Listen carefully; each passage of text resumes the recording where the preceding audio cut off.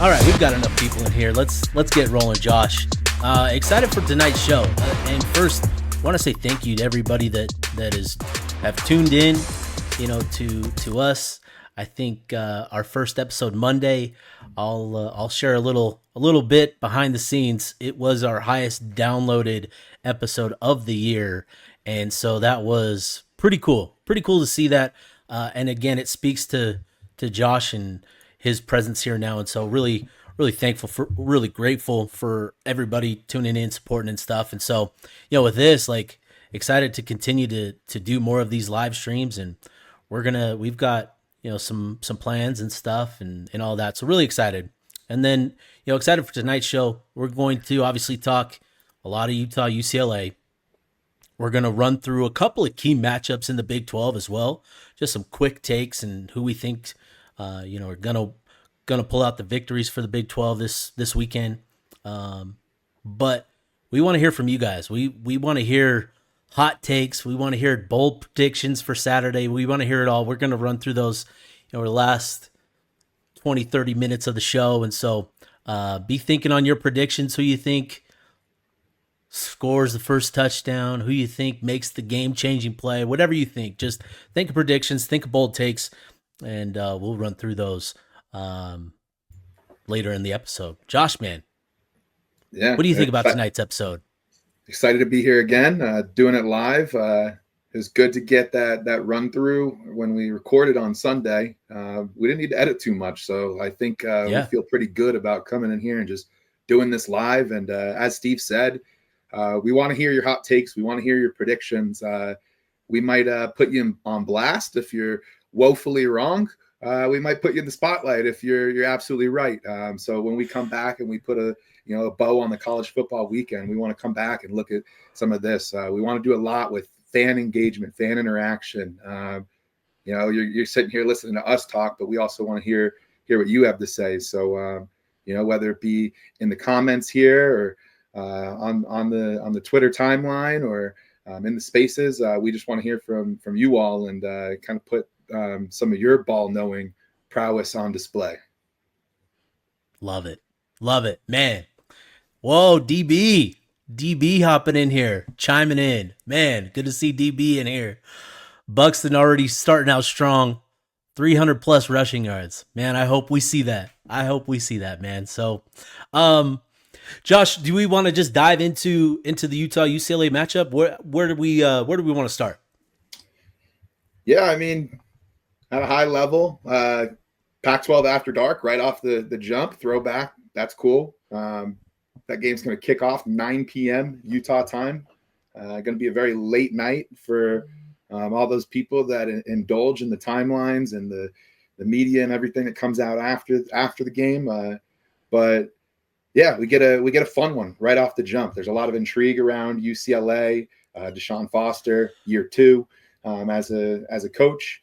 They bring in Nico, and there's just a lot of they've got a little bit of excitement there. This is a game that we should win, but it's also one of those, like, we do have to show up and we have to take care of business to get that W. But it feels nice to not start off the season with maybe UT Martin or Portland State or something like that. So we get a fun one on Saturday. I'm really looking forward to it.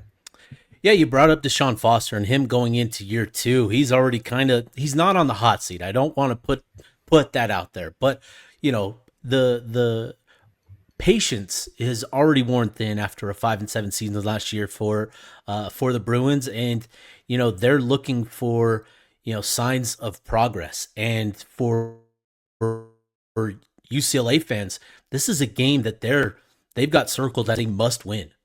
So this is one that we feel this is a must win for Utah, and UCLA is coming into this with the same sort of mindset. And so this is going to be a really competitive matchup. It's going to be one that both teams both teams have actually made very similar changes to their roster, to their coaching staff. Both have new offensive coordinators, both returned defensive coordinators that were, that orchestrated really tough defenses. I was surprised. I don't know if I just missed it, if I skimmed over them. I didn't recognize them in the placing that they were, but UCLA was a top 10 rush defense last year, both in yards per game allowed and total yards. And that's not the UCLA we grew up watching in the old Pac-12, man. But this is two programs, very similar situations, and so this is going to be a really competitive one. And with the matchup itself, it's a fascinating one because Utah's coming into this thing with some really, really strong units, some elite talents at certain spots, and UCLA.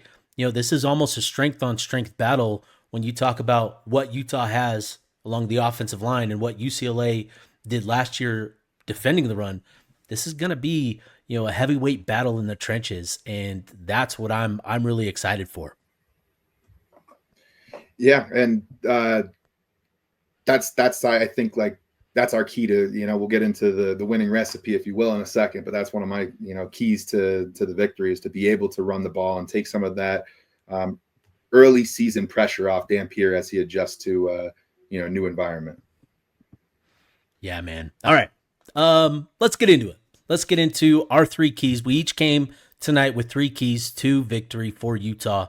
The winning recipe, as Josh has dubbed it, which I like. And so, Josh, I'll give you the mic first. What is your first key to Utah's recipe for a win? Yeah, I already kind of started talking to it, but I do want to see a steady dose of the run game. I think that's our plan, is to be able to go in and out physical teams at the line of scrimmage. And when we got to throw it, we got to throw it. But if we're able to go in, can kind of control that game flow via a strong rush attack, I'll feel good about that. With them being, a little bit stronger against the run last year, they're also, the guys I talk to, the guys you talk to, they're not extremely confident about their defensive front. So I think that's going to be a really big one. I'd love to see us be able to just move the ball on the ground and just get that bread and butter all night long. Yeah, I'm with you there. Point number one for me was control the line of scrimmage. And to me, the O-line has to be great. They don't have to be perfect.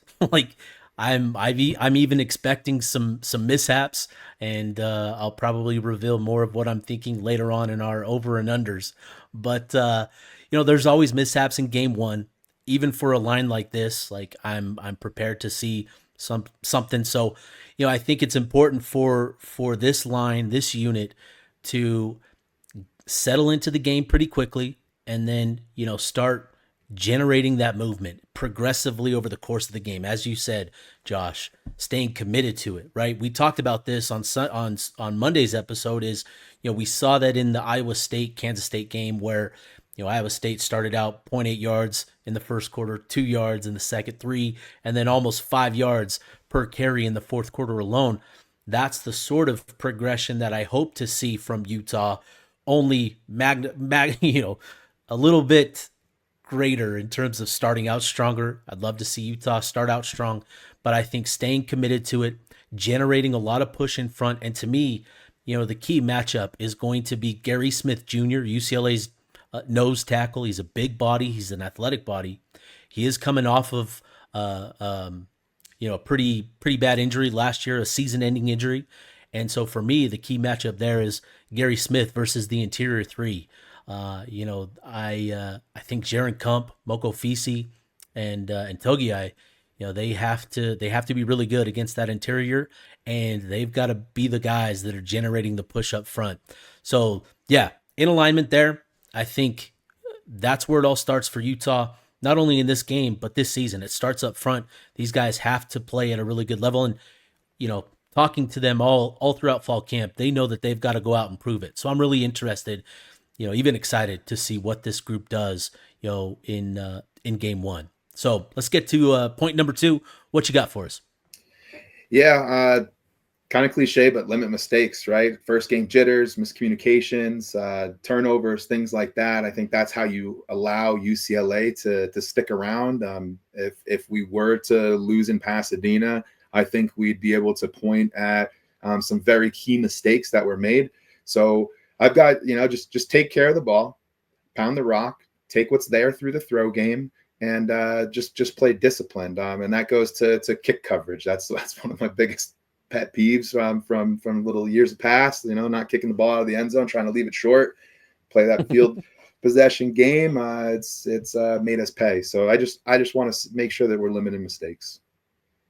Yeah, very important. Big key for Utah is limiting the mistakes, and for me, I'm actually looking for Utah to create more havoc. And for me, I talked about it in a previous episode, but pressure rate is going to be really important for me in terms of creating that havoc for UCLA in their backfield. Put this offensive line, UCLA's offensive line, to the test. This is a unit that's been pieced together through the transfer portal. They do return a right tackle in Garrett DiGiorgio, who's he was pretty solid last year for UCLA. He's a big body at 6'7", 310, 320 pounds, so he's got good length. He limited his sacks given up to just 3 and 21 pressures over the course of the season. And you think of the defenses that he's going against in the Big Ten, that's pretty impressive. And so for me, the key matchup in this sense is Logan Fano here versus DiGiorgio. And with Fano, he's been playing against the best offensive tackle all offseason, right? He should be primed and ready to go to get after it against somebody else, because those two, it's been a battle. And so I'm sure Fano is chomping at the bit to finally get some of these pass rush moves off against somebody else. And so that's going to be a big key, is getting pressure on the backfield and creating chaos essentially against this UCLA offensive line. They've brought in a number of transfers, Cortland Ford from Kentucky, another from Rice, who's probably going to start at center. And so what is the chemistry like? What sort of, how cohesive are they as a unit? Put it to the test. And so that to me is going to be really interesting, is getting pressure and making life hard for that offensive line, because you've got to get to Nico Iamaleava in this one. Yeah, totally agree. And I'm excited to see our dogs in the trenches finally get to hit somebody else. That's just one of the best times of the year, is when you get to see those pads pop against someone else for the first time. For sure. Okay, third and final key. Yeah, another thing that I think would burn us is the big play. I think on a play-by-play basis, I think our defense is going to be better than their offense and be able to hold them on a play-by-play basis. What I worry about is the big play, the 40-plus yard touchdown throw, the blown coverage, stuff like that. You saw Iowa State kind of let Kansas State back into the game and let Kansas State hang around because of some of those blown coverages. And I think on paper, and you just think through where these two teams are situation-wise, like, we feel good about this one, but it's those big plays that'll do it. So just want to have sound coverage, disciplined tackling, wrap up, just some of those fundamentals. Absolutely. That's going to be a big key. We saw that, in the Iowa State Kansas State game. Is I'm sure both programs went into that game feeling good about where they're at in terms of executing, but it's a different ball game once you're live, right? And so that's going to be key, is limiting those mistakes. For me, the third and final key is offensive balance and getting the wide receivers involved. And I think, watching film on Beck's offense, there's a lot of easy ways for them to get production from the wide receiver room. The RPO it has a strong presence in Beck's offense, and with Dampier, man, he's effective executing the RPO, and so it creates a lot of easy opportunities, and it's going to create opportunities down the field. And so I think generating production through the air is going to be really, really important for Utah to create that balance and to create and preserve that space for the run game. I'm really excited to see the run game. Again, similarly, Beck did a lot of fun things with his run game and some of the schematics and blocking schemes. I think fans should be really excited for what they'll see, with the run game. So, but again, it's all going to be about generating balance, getting guys involved, getting Merriweather, getting Creed Whittemore, Ryan Davis, Larry Simmons, getting those guys involved, because that's UCLA knows that Utah wants to run the ball, and so that's going to be a big key. So that's those are our three keys to the game. If you guys want to think on it, what are your three keys? We'll make sure to highlight those later in the show. But, give us your recipe, your winning recipe for Utah against UCLA. I think that'll be a lot of fun to run through, once we get later into the show. Yeah, and I already see some of those coming through. DB and yeah, Patty hot takes coming in. Seeing some of those takes already, and we'll get into those. And we have another 2 comments. Patty says 2 Bartles on my screen right now, LMAO, and Tyrell said, which one is Bartle? So we're here. It's Lomu and Fano. That's what it is. It's Lomu and Fano. That's, take your pick. Both first round picks. Oh man. All right. Let's see. What do we got next on the show plan here? The over under blitz. Ooh, this will be fun.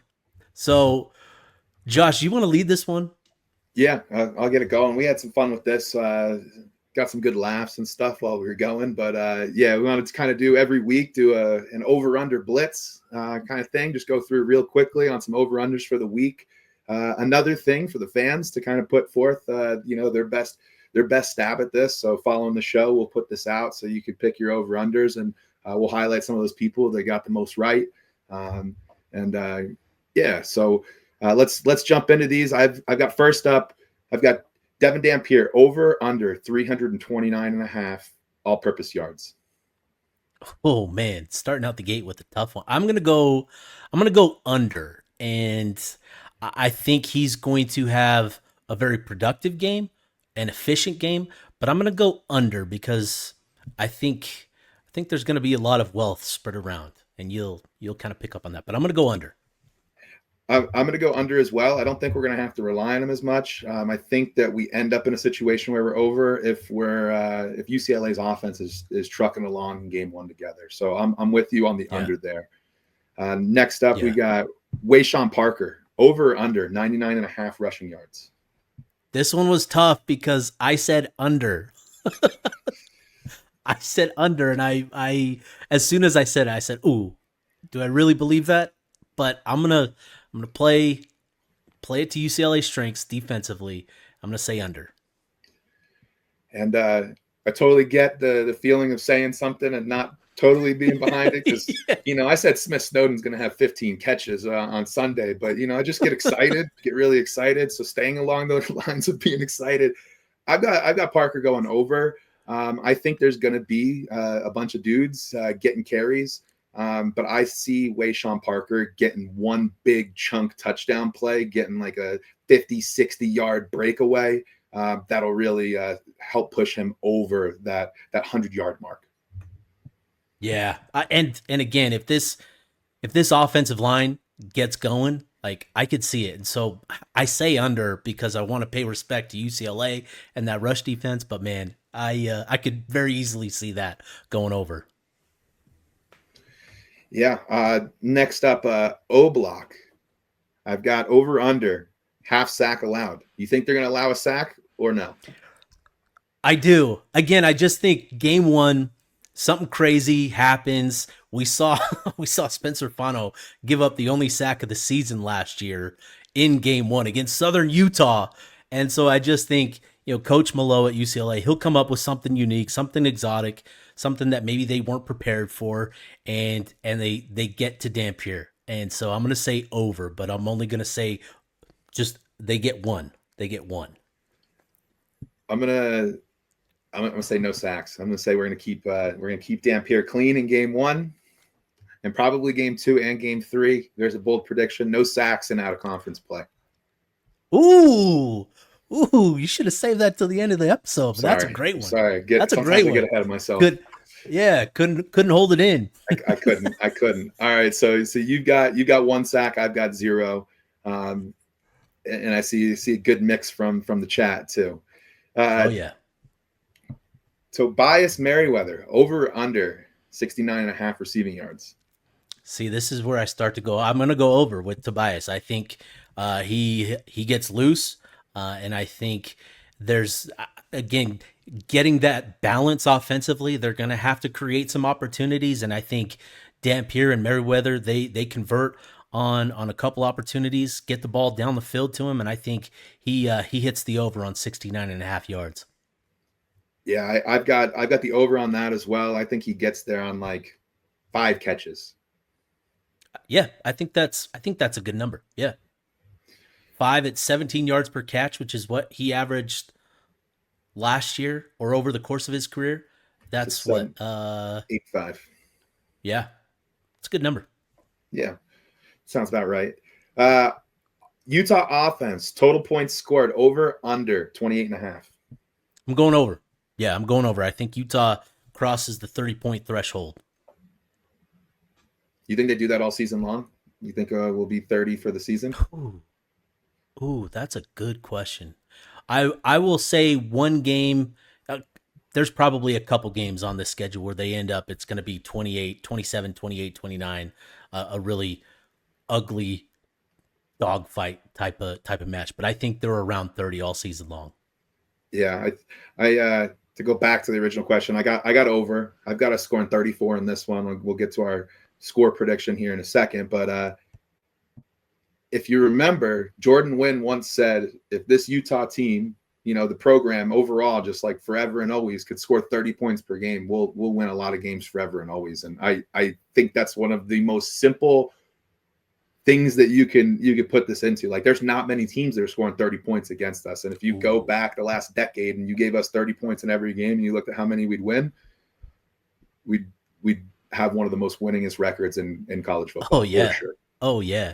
Yeah. Again, it points to just how consistent that defense is. You can count on it year in, year out to do a great job limiting opponent production. And so getting to that 30-point mark, man, that's a big number for Utah. Yep. DB, we'll get to that one. That's a good over under. We'll get to that one. I like that. I like that, DB. Next up, defense, over under 1.5 takeaways. I'm going to say over. I don't know why I hesitated there, because when I wrote the over down, I felt pretty confident about that. I think they get 2. You think picks or fumbles? Oh man, maybe one of both. I don't know. I think they get at least 1 interception. I think we'll get an interception. I have us at the under with 1 pick is kind of what I have in mind. Yeah, that's going to be a big key, right? Like, this has been a major point of emphasis for Utah all offseason long, and Coach Scally specifically is generating takeaways. And, Utah, I was looking at some numbers, actually. They dropped 10 interceptions last season. Hit them in the hands, hit them on the chest plate. They dropped 10 interceptions. That's how you end up CB4 at Alabama, right? Not wrong. I mean, not throw shade, but you got a bag though, so yeah. Congrats on the bag, bro. Yeah. Yeah. Okay. All right. So defense, over under 2.5 sacks for our defense. Oh man, I'm gonna say 2. I'm gonna go under. I got us at 3. So okay, all right there, splitting that 2.5 down the middle. Yeah. Okay. Yeah. Lander Barton sack. I think Fano gets one. I think he gets one early, and then we're going to see a lot of pressure. I do think they're going to create a lot of havoc, but I'm going to give credit to Iam Aliava and, his ability to get the ball out quickly. I think that's going to be a point of emphasis for Sunseri, against Utah, because UCLA knows that Utah likes to bring the pressure, and I think that's going to be a point of emphasis. So I think Fano gets one early, and then they probably get one late, but I see 2 as sort of the number. Okay. Utah defense allow over under 22.5 points. Over just slightly. And I've got them under with 20 points. Yeah. So, final score prediction. What do you got? One more. One more. Oh yeah. We already know how we're answering this, but You think Dylan Curtis hits a field goal longer than 45? Over? Yeah, I think he hits one over. I think he hits one. I wouldn't be surprised to see a 50-yarder. I'd love to see a 50 sail through. I want to That see would it so feel bad, really dude. good. Yeah. Man, I telling you, so watching him in spring, when we were able to watch some practice and watch some scrimmage, like, dude, that thing, it explodes off of his foot, dude. Like, it's shot out of a cannon. Like, that thing is going, dude. It's humming. It's gonna be fun. And final score prediction. What do you got? I've got it 31-24. And I've got 34-20. The good guys Yeah. for both of us, of course. Good guys, obviously. Yeah, good guys. So 31-24. I think it's going to be really competitive. I think we get a little Pac-12 after dark magic, maybe. I shouldn't say magic, but, a little craziness, a little chaos. I think we return to form with the Pac-12 after dark. But I think Utah does enough, especially late, getting that run game going. I think 31-24. I like it. Utah covering Getting some scores coming in, too. Like that. I see you, J-Mo. 34-24 Utes. I see you. 34-28. Steph with a close one, 27-25. Very nice. Yeah, we'll take these over unders. We'll plug them out, and then everybody can kind of take their best stab at it, and then we'll go through and just see who's who got the closest. And keep in mind, any hot takes, bold predictions, tame predictions, doesn't matter. Just anything you got, anything you just put out there into the universe, and that stuff comes true. We'll highlight some of that. Yeah, I'm going through the chat right now and highlighting some comments to return to. So we'll make sure to get to some of these. This is great stuff. Yeah, I love the interaction in the chat. Okay, let's talk a little. Crane's back. Andrew Crane's back. Oh no! He's plugging himself. Oh no, Mr. Self Promotion. Oh no. Good to have you tonight, Andrew. Good to see you, brother. Grinding the tape, man. Putting in that work. I see you, buddy.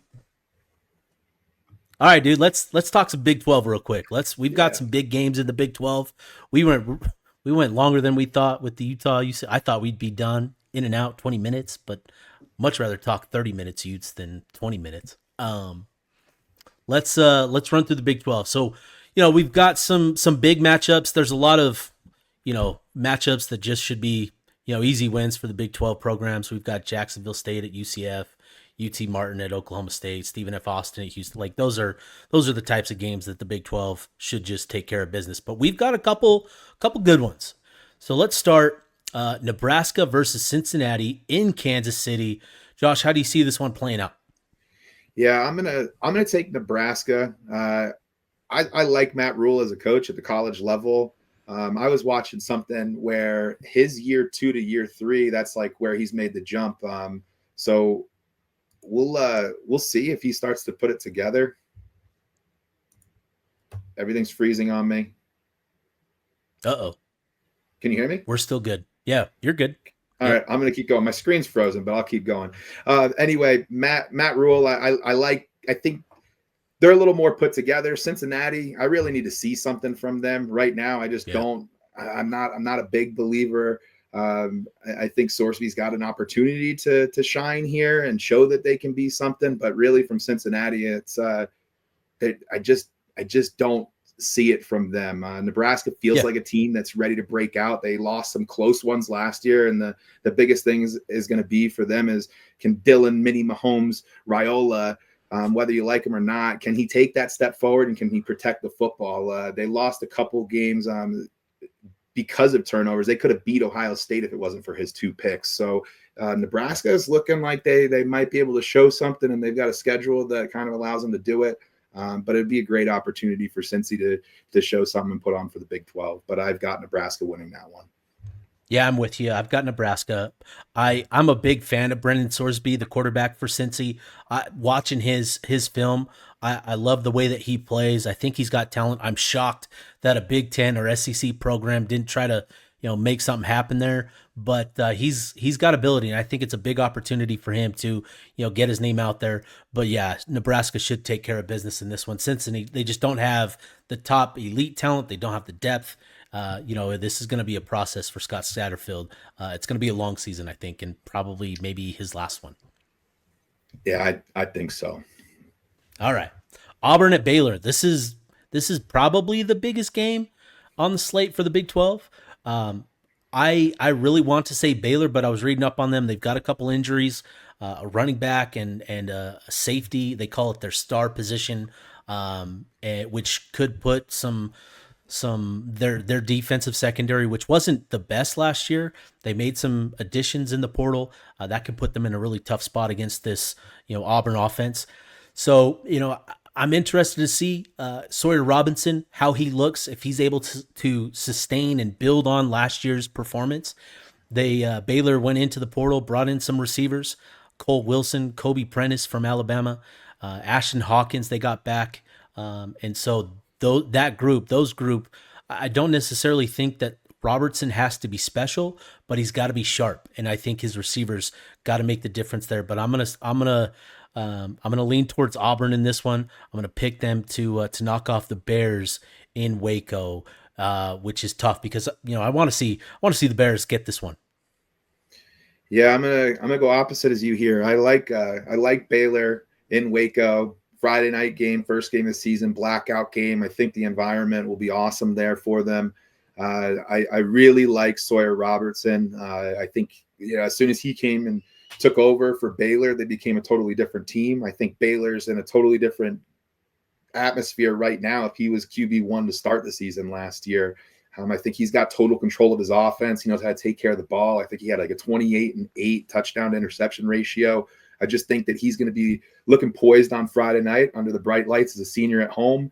And, Auburn on the flip side, they're going to be breaking in Jackson Arnold at quarterback.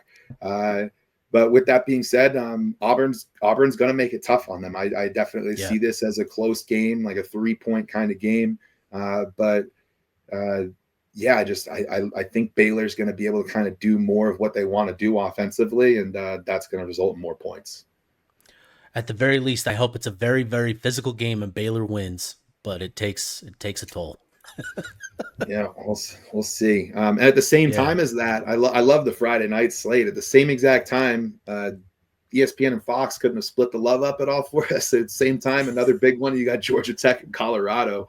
I'll be double dipping there and watching both. Yeah. What are you thinking about the Georgia Tech Colorado game? I think this is an interesting one. Georgia Tech, good program, tough, disciplined. They've got a really good quarterback, or at least somebody that took a good step forward in Haynes King last year. They've got him coming back. Being at Colorado last year, being at Folsom Field and seeing that place packed, it's a totally different place than what we have seen, in the years before at Colorado with Utah taking care of business there. It's a totally different atmosphere, totally different vibe. They have a genuine home field advantage now, and I think that's going to come through pretty big in game one. I think Colorado surprises everybody, and they knock off Georgia Tech. I like the pick and I want to do it. I really do, because I think they have enough talent there, and I think Deion's a fantastic motivator. So like he is the type of guy that can get them up. They just have still so many question marks, and Georgia Tech's coming into this one they're ready to go. They bring back their offense from the coordinator to the quarterback to the running back. Mm-hmm. Like they feel solid there. You look at what Georgia Tech was able to do last season. They went to 8 overtimes with Georgia in the final regular season game. They got a win over Miami. That win over Miami was kind of Cristobal's fault, but neither here nor there. They, you got to capitalize on those. It's a big factor in those. It's a big factor in bum. We knew that though. We knew that. But I do think Georgia Tech does get this one. They bring a lot back. They play disciplined football, and but I'm very excited to watch and see what is Colorado going to be. I have them as like the biggest wild card in the Big 12. You just don't know what to expect post Shador, Travis Hunter, etc. totally agree with you there that this team is the biggest wild card. I'm going to give Colorado the benefit of the doubt because they did prove a lot of us wrong the first 2 years under Coach Sanders. I'm going to give them the benefit of the doubt. I'm going to buy into Coach Prime going into year 3 here, despite losing Travis and despite losing Shador. I think the big thing here for me, and this is going to determine Colorado's not just their chances to on Friday and this, but this season, it's going to be the offensive line. Jordan Seaton has to be special, and that unit has to come together. It has to play better. Otherwise, it's going to be a long year in Boulder. So, last one here, Labor Day game, TCU at UNC. Is Jordan Hudson? Is she going to have a headset? is she? Is she going to be calling things out? No, we're not calling that play. Like, where's Jordan Hudson in all this? That's going to be a key factor for me. She going to be on the sideline? She going to be up in the booth? Where's she at? We need a quick over under, Steve. How many times does she make it on the television set in the span of the game? Over under 12 and a half. Oh, I'm glad you said 12 and a half because I'm going over. I think 15. Okay. I think 15 times we get Jordan Hudson on the screen over the course of 4 quarters. I had 13 in mind. So, yeah, I'll go over with you. Tanner Martin in the chat says he'll actually be at that one. Oh, nice. Heck yeah, dude. That'll be a great game. Tanner's got some good ones on the agenda. Dude. He's also going to Michigan at Oklahoma. He always tries to get me to go to these games, but I'm like, Tanner, dude, I work. Like, I can't. Like, this is, sorry, dude. Anyways, about the game. Yeah, not Jordan Hudson. Game. The game. Bill Belichick's first college game. Obviously intriguing. It's first time coaching at the college football level, period. He never coached college football, which is kind of interesting. It'll be, I think it's going to be a challenge for him to get to that college level and just relate to these kids. Like, he's already a little bit older of a coach. He hasn't really played that college game and stuff. I mean, he's going to have no problem recruiting and stuff. And, he knows the game of football, but there's some of those like weird things of just dealing with college kids that I wonder how fast he's going to be able to get a grip on all of that. He's kind of a stickler who wants things his way. So you saw some of that with New England and the way he butted heads with Brady. So it's just, we'll see how he does with some of these prima donna college kid athletes that are getting paid, that have made it, that, that's something to keep an eye on. I just don't think he's going to be able to find that traction in week 1 and beat a TCU team that a lot of people think are being slept on. The Horned Frogs come into this with a lot less question marks. I mean, UNC, they finally announced their starting quarterback today, the South Alabama transfer, Gio Lopez. So, the Horned Frogs, they just, on these early season matchups, I tend to lean with who's got the fewer question marks. And, it'll be interesting to see if Hoover can take himself from one of those like middling Big 12 quarterbacks to push himself up into that upper echelon of Big 12 quarterbacks. We got a lot of good quarterbacks in this conference, and if he can be one of those, they might make some noise. I got TCU, this one will be interesting. 27-24. Okay, yeah, and a tight one. And so this one, I was reading up on it, and I'm like, TCU has been dealing with the injury bug pretty significantly in fall camp. They lost a receiver that was going to challenge for a starting role for the season. They've got another tight end, Kamorian Pimpton, who, if you're a deep recruiting guy for Utah, if you like recruiting, you'll remember Pipton visited a couple years ago. Big target. He was a big addition from LSU. He's been injured. A number of defensive linemen have been in and out of practice. Marcus Deal, their big nose tackle, who's going to play a pretty big role for them. He just returned to practice. And so there's a lot of question marks. They've been dealing with a lot of injuries throughout fall camp. So I was very much in favor of TCU going into this one. I thought they'd win by, a touchdown. But with Bill Belichick, this is a big moment for him. I think he's going to come in with a great game plan. I think he makes it tight. I think he makes it competitive. But I'm with you, Josh. I think Hoover is a really good quarterback. They've got some receivers. Eric McAllister, I think, is on everybody's kind of breakout watch list in the Big 12. I think he's got a chance to be special. And then this defense for TCU, it's experience. They got a lot of seniors on that defense, and so that's going to be the key for me is the chemistry, the cohesion that they have on that side of the ball. I think that's what leads them to the win over North Carolina this weekend. I think it'll be something like 30-24. But again, I think Belichick probably surprises at how well coached this team is, how sharp they look, and all that sort of stuff. But man, it'll be interesting to say the least.